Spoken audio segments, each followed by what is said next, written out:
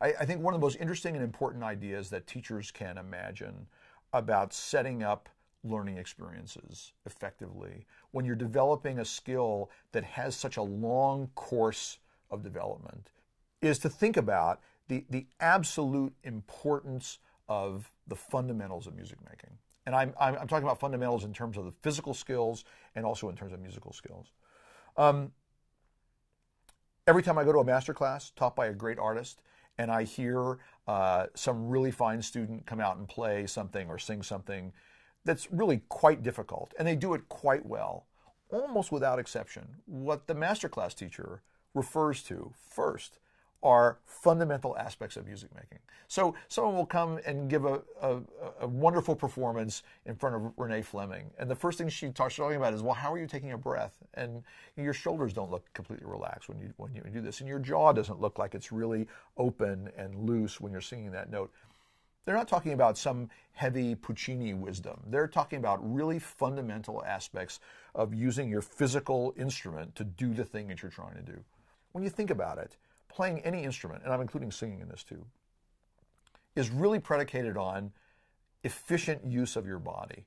It's based on relaxed, efficient motion, meaning that nothing's moving more than it needs to move to accomplish what you want to accomplish. There's no more tension anywhere than there needs to be to accomplish what you need to accomplish. And that way of thinking about looking at a student, irrespective of their age level, irrespective of their skill level, changes the way a teacher looks at a learner. Because the question I'm always asking myself when I watch somebody play an instrument or I listen to somebody sing, and I'm looking at their body, and I'm saying, did they look like they do when they're just sitting there talking to somebody, right? And the more they start to depart from that, the less efficient they're probably using whatever resources, whatever physical resources they have to do what they're trying to do. So one of the things that seems to be overlooked often is that sort of religious attention to fundamental aspects of using your body effectively. I mean, where you're sitting and how you're holding the instrument and where your limbs are positioned and how your fingers are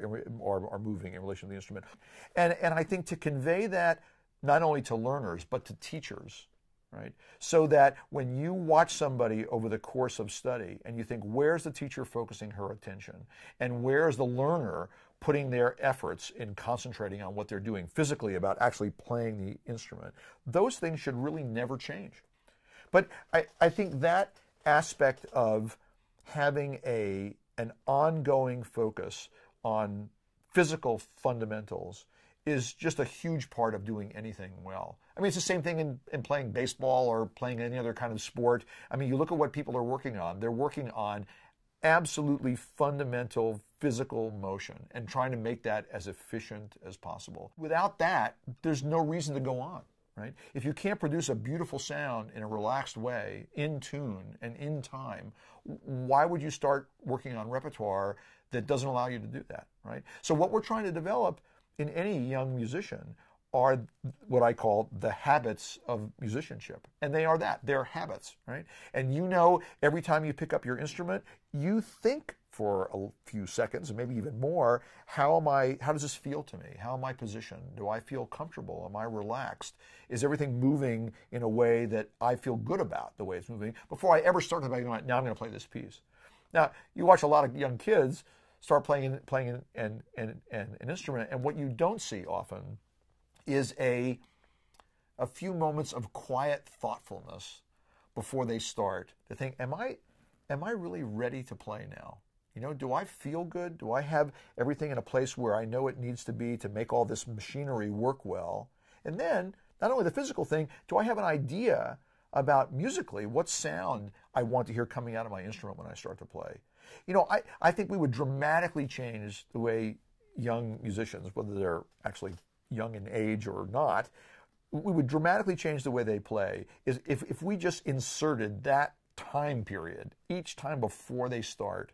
You know, just think, how do you feel? What are you intending to do now with your instrument? So when the sound actually starts, they're now comparing the sound that's coming out of their instrument to the sound that they imagined before they played.